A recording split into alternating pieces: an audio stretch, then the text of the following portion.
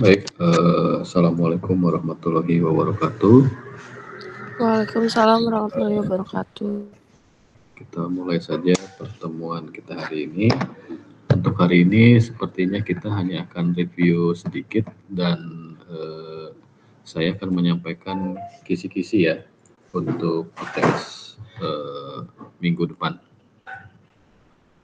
Nah ini untuk UTS karena kemarin saya sudah komunikasi dengan Happy ya. Jadi sebaiknya gini saja untuk UTS kita minggu depan sesuai jadwal saja ya. Jadi tetap di hari apa? Kamis ya. Betul, Pak. Atau kemarin tuh bisanya di hari apa? Hari Rabu. Hari Rabu bisa ya? Rabu itu jam berapa bisanya? Pagi, Pak. Oh, Rabu pagi kita UTS-nya offline ya? Enggak juga sih, Pak. Kalau emang mau online juga nggak apa-apa sih, Pak. Oh gitu. Iya. Sebentar, saya kan waktunya itu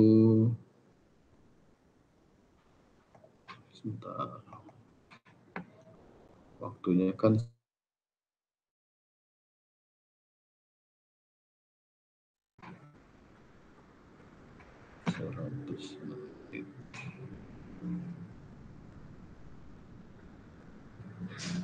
kalau kita hari ini misalnya kita sesuai jadwal nih hari ini jam 9. Kalian ini hari ini kuliah pertama hari ini ya? Jam 9 ya? Iya benar. Yang sebelum ini nggak ada. Oke, berarti kita bisa mulai jam 9 sampai jam setengah 11 ya? Oh, bisa sih. Bisa nanti kita offline aja ya ininya ya. UTS-nya. Jadi sesuai jadwal di hari Kamis jam 9:10 ya. Atau kita mulai jam 9 lah. 9. Nah ini saya mau sampaikan beberapa hal untuk materi nanti UTS itu hanya ada 2 materi yang akan kita UTS-kan. Yang pertama adalah materi terkait topik yang pertama kita bahas terkait promosi. Nah itu yang promosi itu kan seperti di slide disampaikan, kita sedikit review ya. Jadi dalam melakukan promosi itu kan ada 5 yang kita bisa bagi ke 5 jenis promosi, yaitu yang disebut dengan promotional mix, ada advertising, ada sales promotion, ada gimana Happy? Pak, izin masuk, Pak. Kalau misalnya Senin itu emang offline ya, Pak? Senin. Kalau saya sih lebih baik offline aja deh ya mungkin ya. Kemarin itu pertimbangannya online tuh begini, karena mau digabungkan dengan kelas B dan C yang kemarin saya infokan ke Happy, mungkin sudah sampai ke teman-teman ya, di hari Rabu jam 9. Tapi kalian kan ada kuliah lagi jam 11 ya, kalau tidak salah, betul ya? Iya, Pak. Nah, kalau misalnya bisa bergabung dengan teman-teman yang kelas B dan C itu mungkin bisa offline atau online. Tapi kalau tidak bisa bergabung, ya kita sesuai jadwal saja, nggak apa-apa, di hari Kamis jam 9 gitu. Oke, Pak. Jadi kalau offline. kami sudah sepakat, Pak, jam 9 aja nggak apa-apa, Pak, bisa. Dari Rabu. Berarti? Iya, benar, Pak. Rabu ya, ya udah. Ya. Nanti saya infokan kalau gitu ya. Berarti di hari Rabu, nanti tesnya bersamaan dengan kelas yang lain. secara online ya. Nanti soalnya kita share di e-learning. Gitu ya. Baik, Bisa Pak. disepakati ya. Oke. Baik, kita lanjut. Tadi saya sudah sampaikan, kita review sedikit karena apa yang akan diteskan itu hanya dua materi. Pertama terkait dengan promosi. Itu promosi kita review sedikit, terdiri dari ada advertising, sales promotion, personal selling, public relation, dan direct marketing. Itu juga ada, kalian masih ingat ada elemen-elemennya, ada sender, encoding, kemudian ada message, ada media, kemudian ada decoding, ada receivernya, ada feedback. Itu yang kita sudah pelajari. Nah, dalam kita menentukan tools atau metode atau alat promosi yang akan kita gunakan, itu kita akan dalam rangka merancang sebuah kegiatan promosi yang efektif, tentu kita akan menjalankan langkah-langkah yang harus dilalui. Di sini di slide ini dijelaskan bahwa ada step in developing effective marketing communication. Jadi bagaimana kita membangun sebuah komunikasi marketing, yaitu dalam bentuk promosi yang tadi disebutkan ada 5, yaitu ada advertising, kemudian sales promotion, ada personal selling, ada public relation, atau sampai terakhir ada digital marketing. Nah, untuk membangun efektif promosi yang efektif, yang pertama kita lakukan kan adalah melakukan identifikasi siapa yang menjadi target audiens kita. Jadi siapa yang menjadi target dalam kegiatan promosi kita. Identifikasi, kemudian ada juga kita menentukan determining the communication objective. Jadi menentukan objektifnya atau tujuannya kita melakukan promosi itu seperti apa. Misalnya pada targetnya, apakah targetnya masih tahap pengenalan, atau di situ ada sudah mulai mengetahui tentang produk kita, atau mereka sudah di tahapan menyukai sampai ke tahapan mereka apakah sudah membeli. Jadi siapa nih pertama yang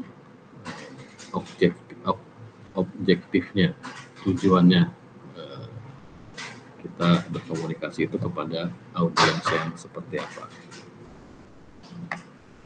Nah, setelah kita tentukan siapa, kita identifikasi audiensnya, kita juga lakukan tentukan objektifnya. Kemudian yang ketiga, kita bisa menentukan designing a message. Jadi kita merancang pesan promosinya, baik itu dari segi konten, kita bisa menggunakan rasional atau emosional atau moral, atau kita juga sudah bisa menyusun struktur pesannya, kemudian format. Nah, di situ kita sudah bisa mulai menentukan desain dari pesan atau message yang ingin kita sampaikan pada saat melakukan promosi. Selanjutnya, setelah mendesain pesan, kita memilih media. Media yang digunakan ini mau media yang mana, misalnya kita mau pakai media personal, bisa atau non personal, ini menggunakan media-media yang sudah kita pernah pelajari sebelumnya, mulai dari media televisi, internet, kemudian radio, surat kabar, dan lain sebagainya. Itu kan pernah kita bahas di minggu-minggu awal ya. Kita membahas ini sampai kalau nggak salah 2 atau 3 minggu pertama. Nah, setelah kita menyusun media, kita akan menentukan siapa yang akan memilih, siapa yang akan menyampaikan pesan atau promosi yang sudah kita susun tadi. Nah, apakah itu pesan, siapa yang menyampaikan pesan itu, apakah orang-orang yang kredibel atau orang-orang yang mempunyai pengaruh di masyarakat seperti artis yang sudah terkenal lah. Itu kita tentukan tuh yang siapa yang menyampaikan pesannya. Kemudian yang keenam, kita mengumpulkan feedback. Jadi tujuannya apa? Untuk mengevaluasi promosi yang sudah kita, media promosi yang sudah kita pilih, kita susun. Jadi tadi kita mengulang sedikit bahwa dalam melakukan komunikasi atau promosi, kita bisa memilih 5 alat promosi yang seperti advertising, sales promotion, personal selling, public relation, atau marketing. Itu kita pilih mana yang kita jadikan sebagai alat promosi. Setelah kita menemukan itu, kita tentu mengidentifikasi, kemudian menentukan objektif, kemudian merancang pesannya seperti apa, kemudian mau memilih medianya di mana, kemudian siapa yang akan dijadikan yang menyampaikan misalnya pesan yang kita sampaikan kepada target kita. Kemudian yang terakhir adalah dengan mengumpulkan feedback. Nah, itu adalah 6 langkah dalam mendevelop bagaimana marketing komunikasi atau promosi itu bisa berjalan dengan efektif. Itu yang poin pertama. Kemudian poin selanjutnya adalah bagaimana kita setting. Jadi men-setting budget dari kegiatan promosi.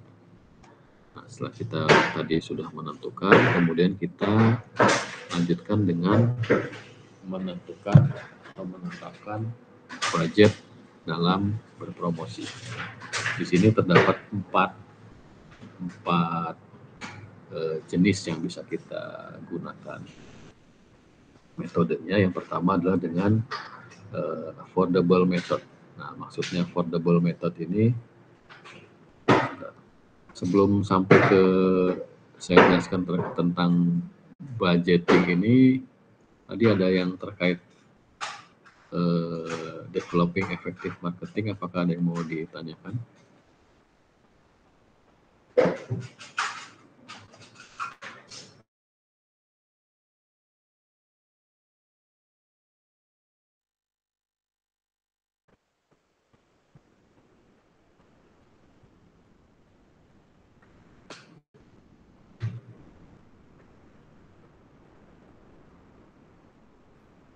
Tidak ada, Pak. Sudah cukup.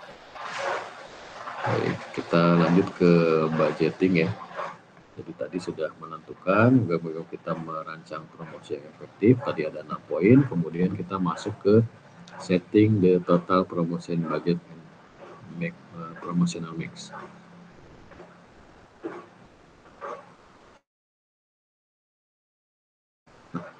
Bagaimana kita menentukan budget dalam berpromosi? Yang pertama, atau biaya untuk melakukan promosi, tentu kan dalam melakukan promosi ini kita memerlukan biaya atau anggaran tersendiri dari perusahaan. Nah, di sini disebutkan ada 4 metode yang bisa digunakan. Yang pertama adalah affordable method. Affordable method adalah bagaimana kita menetapkan anggaran promosi yang dianggap oleh manajemen itu terjangkau. Misalnya kita menghitung dengan cara menghitung berapa pendapatan dari perusahaan. Kemudian setelah kita tahu pendapatan kita berapa sebagai perusahaan, juga kemudian kita kurang itu dengan biaya belanja, misalnya belanja pegawai, belanja operasional, atau pengeluaran operasional perusahaan lainnya, kemudian ditambah juga berapa yang mau diinvestasikan. Nah, sisanya adalah untuk anggaran promosi. Jadi cara menentukan besaran anggarannya adalah kita hitung dulu berapa revenue kita, ya kan? Revenue kita berapa, kemudian kita kurangi dengan pengeluaran kita, dengan spending kita, belanja, misalnya belanja untuk gaji, belanja untuk operasional, kemudian kurangi juga dengan jika perusahaan ingin melakukan investasi, kan itu kita kurangi. Nah, sisanya adalah untuk anggaran promosi. Jadi itu cara menghitung budget untuk yang metode jual. Itu lebih ke untuk mungkin perusahaan-perusahaan kecil ya. Pasti anggaran untuk berpromosinya itu akan berfluktuasi atau naik turun tergantung dari keuntungan atau revenue yang diperoleh oleh perusahaan. Semakin banyak revenue-nya dan juga semakin kecil atau memangkas spending-nya untuk yang operasional, itu maka promosinya semakin tinggi. Demikian juga sebaliknya, jika revenue-nya kecil tapi belanjanya pengeluarannya banyak, ya sisa promosinya semakin berkurang. Itu maksudnya dari affordable method. Kemudian metode kedua adalah metode percentage of sales method. Jadi si perusahaan itu dalam rangka menentukan budget untuk promosi, dia menetapkan dengan persentase. Nah, persentase dari dihitung dari misalnya berapa kita akan membudgetkan untuk promosi itu, kita ambil dari persentase dari penjualan saat ini misalnya. Misalnya penjualan saat ini ada berapa, kemudian diambillah persentasenya untuk budget promosi. Atau bisa juga diambil dari persentase dari hasil penjualan, atau bisa juga diambil dari rencana penjualan, kita ambil berapa persentase yang akan digunakan untuk promosi.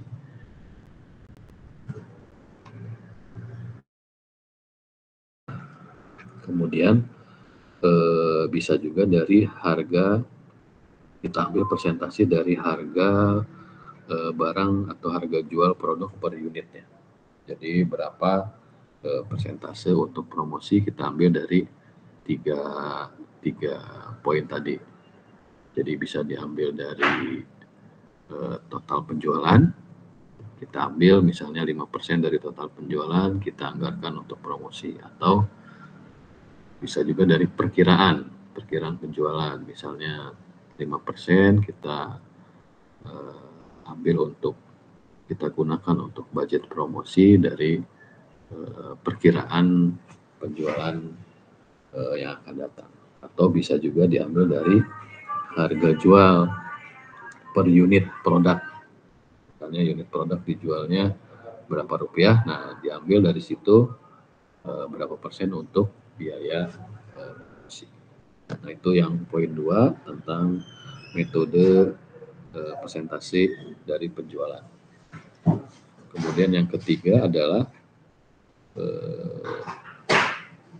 competitive parity method.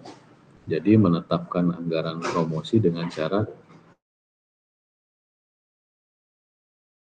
matchingkan atau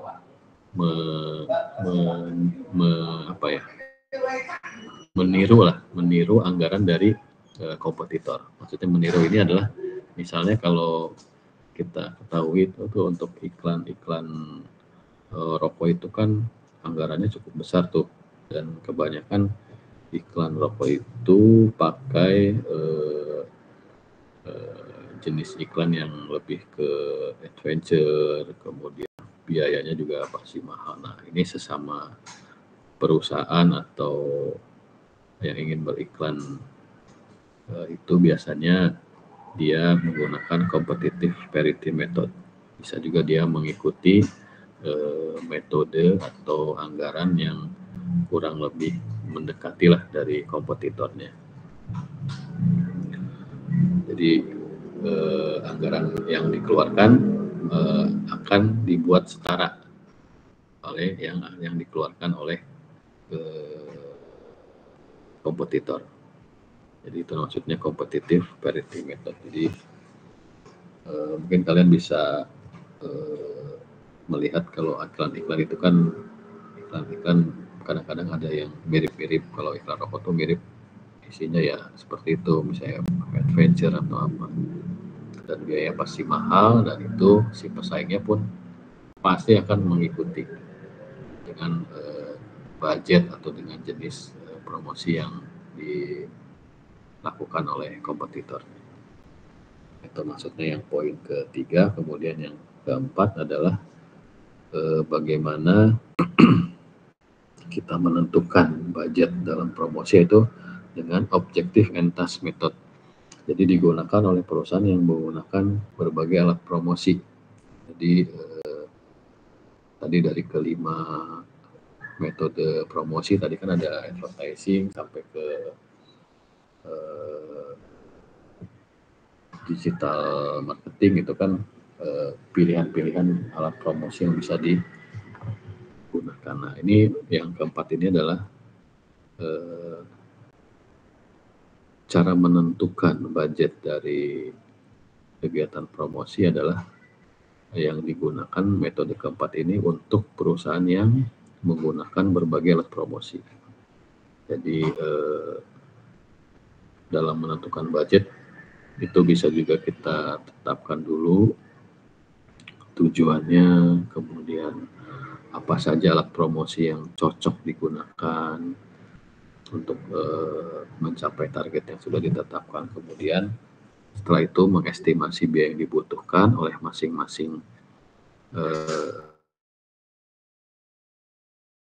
totalkan dan dianggarkan. Misalnya sebuah perusahaan ingin menggunakan 3 atau 4 atau mungkin kelimanya gitu kan. Jadi kita mulai menghitung tuh untuk advertising itu berapa biayanya, untuk melakukan sales promotion itu berapa biayanya, untuk personal selling ada berapa, untuk public relation dan untuk digital marketing itu diestimasi biayanya masing-masing berapa, kemudian ditotalkan, kemudian dianggarkanlah itu besaran untuk budgeting atau biaya berpromosi. Jadi itu dari sebelum itu kan tetap harus ditentukan dulu apa tujuan dari promosinya, kemudian alat promosinya apa yang cocok dengan tujuan promosi. Nah, itu ditetapkan dulu. Setelah diketahui apa yang mau digunakan, mau 3 atau 4 alat, nah masing-masing diestimasi berapa anggarannya, kemudian ditotalkan. Nah, itu terkait materi terkait bagaimana kita menganggarkan promosi, biaya promosi.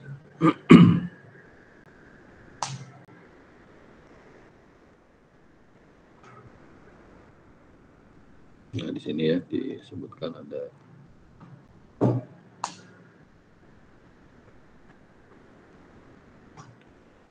jadi di situ kalian bisa lihat. Jadi intinya adalah untuk materi atau kisi-kisi UTS itu ada, kita bisa lihat mulai dari slide ke-7 ke Ketujuh ya, betul, slide ketujuh.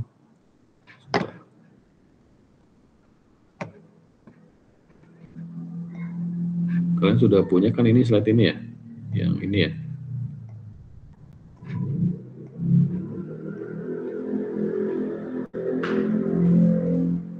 Sudah ada belum ada ya? Sudah Pak, di learning. Nah, itu ada, nah itu kalian coba pelajari slide ke-7, kemudian ini ke-8.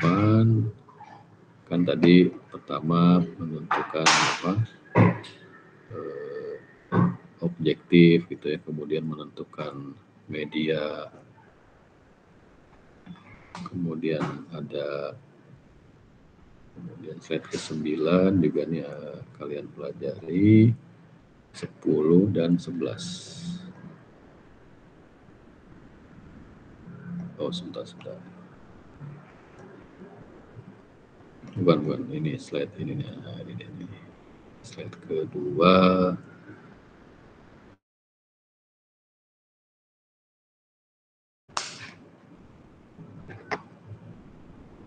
Sampai ke 4. Nah, ini 2, 3, 4. Jadi tadi yang terkait bagaimana kita mengidentifikasi audiens, kemudian gimana kita menentukan objektif, kemudian bagaimana kita mendesain message, kemudian bagaimana kita memilih media. Nah, ini bisa kalian pelajari bagaimana memilih message source-nya, kemudian mengkolek feedback-nya. Ini kan kalian bisa pelajari semua di sini, jadi hanya keluar hanya yang advertising saja ya. Jadi tidak sampai ke public relation, personal selling, atau sales promotion, itu tidak, jadi lebih fokus ke advertising saja. Nah itu, silakan Happy, gimana Happy? Pak, Jadi izin kalian pelajari terkait materi advertising ya. Pak, Mulai izin dari, ya boleh. untuk ujiannya kemungkinan esai atau pilihan berganda ya Pak? Esai. Jadi soalnya esai, jadi ini lebih aplikatif ya. Jadi bagaimana nanti kalian mengidentifikasi pada saat akan melakukan promosi, terutama promosi yang terkait advertising. Gitu ya. Baik Pak, terima kasih. Jadi ada mulai dari mengidentifikasi, menentukan tujuan, message-nya bagaimana, memilih media, itu yang mungkin nanti akan muncul di tes nanti. Itu materi pertama tentang advertising. Jadi tentang promosi, tapi yang diambil adalah terkait dengan advertising saja. Karena kan ada banyak tuh alat promosi, ada sales promotion, personal selling, ada public relation, ada digital. Jadi kalian pahami, catatannya dicek lagi pertemuan-pertemuan sebelumnya yang terkait dengan advertising. Sama tadi yang materi terakhir yang tadi saya sampaikan adalah tentang apa? Anggaran ya, anggaran dalam berpromosi. Nah, itu yang terkait nomor 1, soal nomor 1. Nomor 2-nya yaitu terkait materi dari komunikasi and decision making. Masih ingat metode John Dewey, reflective thinking process. Nah itu yang mungkin akan muncul tes. Kalian bisa pelajari bagaimana John Dewey itu melakukan mengambil keputusan ya. John Dewey reflective thinking process. Jadi mungkin kalian akan dihadapi oleh soal yang berkaitan dengan bagaimana cara mengambil keputusan, karena kalian ketahui kan untuk John Dewey ini, saya coba share lagi ya yang materi John Dewey ya. Sebentar. John Dewey.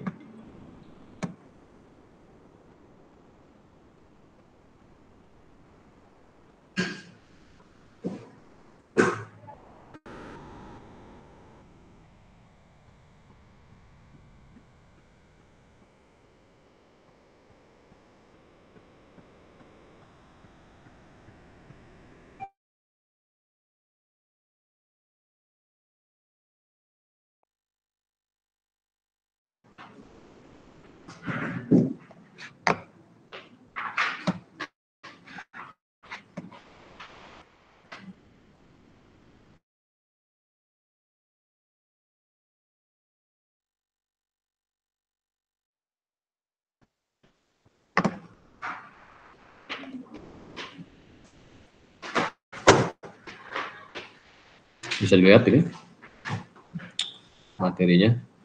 Bisa, Pak. Jadi kisi-kisi untuk UTS adalah terkait ini. Jadi bagaimana solving problem in small group. Di sini kan ada tiga metode, bisa pakai John Dewey atau ideal solution atau single question. John Dewey ini kan ada berbagai macam nih, ada 1 sampai 6 ya, dalam rangka untuk mencari solusi. Nah, jadi kalian bisa cek lagi catatannya dan materi tentang bagaimana John Dewey reflective thinking proses ini. Jadi itu kisi-kisi yang kedua. Jadi tadi yang pertama tentang advertising, jangan lupa ada terkait budgeting juga, dan selanjutnya terkait John Dewey reflective thinking. Ini hanya diambil yang John Dewey-nya saja. Itu materi terkait communication and decision making in small group. Itu saja mungkin. Jadi ini karena nanti soal UTS ini kan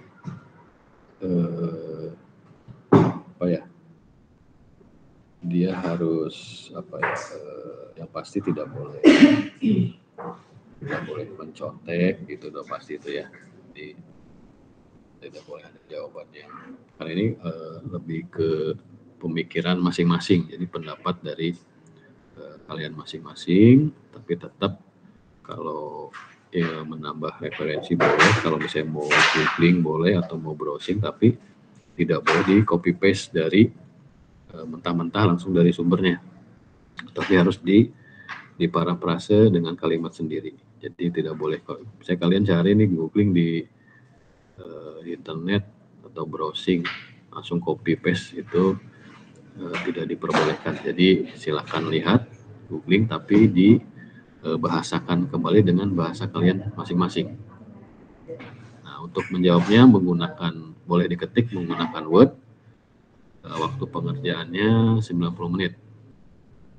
Soalnya hanya ada dua soal. Nanti dikumpulkan, dikirim melalui link Google Drive ya. Jadi kita jadwalnya sepakat hari Rabu jam 9, Pak. 9 ya. Oke. Mungkin itu sedikit tentang advertising, tentang budgeting, dan tadi kisi-kisinya tentang John Dewey reflective thinking. Ada yang mau ditanyakan?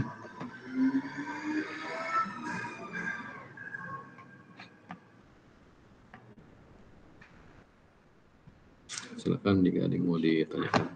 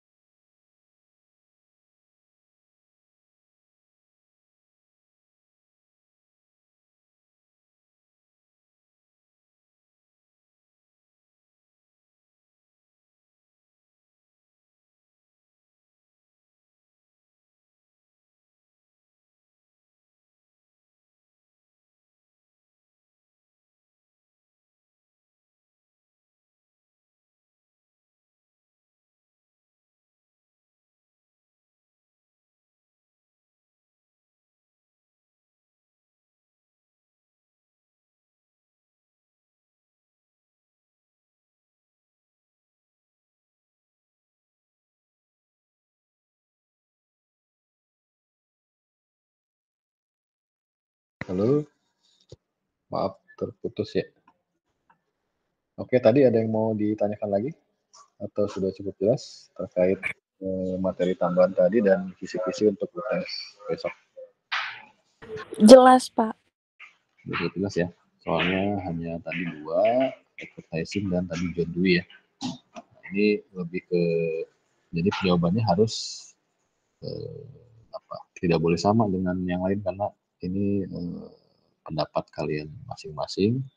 Kemudian juga harus, kalau misalnya tadi perlu googling atau cari referensi di internet, silakan, tapi harus dibahasakan kembali dengan bahasa kalian masing-masing. Jadi tidak boleh langsung copy paste dari sumber. Nanti diketik aja. Kalian kalau ujian biasanya ketik atau tulis tangan? Diketik Pak biasanya melalui Word. Ya diketik aja di Word ya. Jadi file Word ya, jangan PDF ya. Kirim Word-nya, kemudian dikumpulkan. Nanti yang mengumpulkan siapa? Misalnya Happy, nanti dimasukkan satu drive, nanti linknya dikasih ke saya ya. Baik Pak. Oke, waktunya 90 menit. Pak, mau bertanya Pak. Ya. Apakah soal esainya itu kayak beranak gitu ya Pak? Misalnya soal nomor 1, tapi ada ABC-nya terus kayak dijelasin. Enggak beranak, bercucu, enggak. Jadi jelas kisi-kisinya itu. Tidak ada banyak soal. Cuma 2 soal aja. Baik Pak, terima kasih Pak. Ya, tapi itu lebih bagaimana nanti jawabannya, bagaimana kalian pada saat pertemuan itu menyerap, benar-benar menyerap, mencatat, dan itu silakan pelajari kembali catatannya, atau mau baca referensi lain silakan. Jadi ada 2 terkait tadi kita merencanakan sebuah metode berpromosi, yang pasti yang diambil hanya 1, yaitu tentang advertising, ya kan? Kemudian ada tentang reflective thinkingnya John Dewey.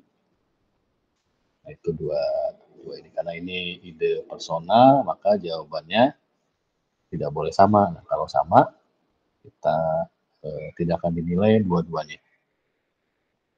Gitu ya. Tadi seperti itu aturannya. Kemudian kalau misalnya mau browsing silahkan, tapi tidak boleh langsung copy paste dari sumber, tapi harus diparafrase atau dibuat dengan kata-kata sendiri. Oke, itu saja. Kalau tidak ada yang mau ditanyakan, boleh nanti kita akhiri sampai di sini. Gitu ya. Baik, Pak. Baik, ini untuk hari ini, apakah hadir semua?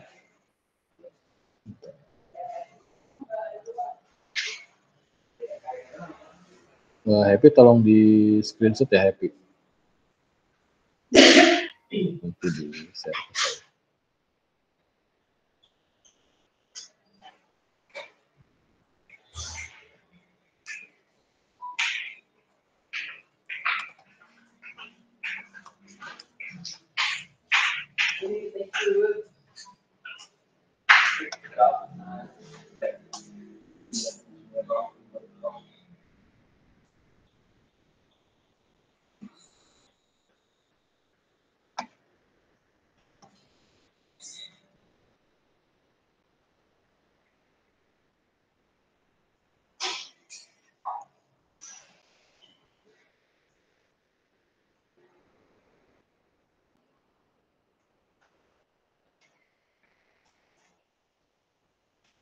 Oke, sudah? Sebentar ya Pak. Oke.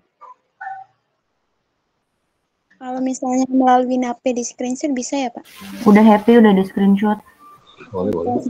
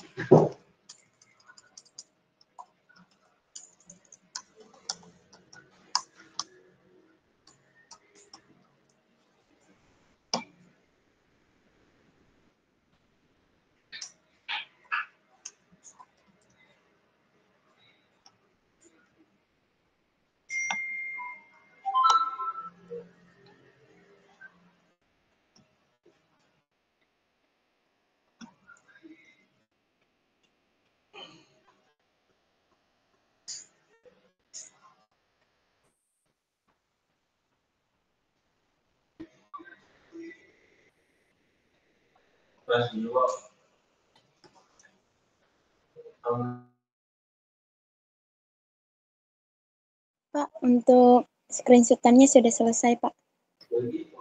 Oke, terima kasih Evi ya. Baik, sampai jumpa nanti di UTS minggu depan ya. Terima kasih. Assalamualaikum warahmatullahi wabarakatuh.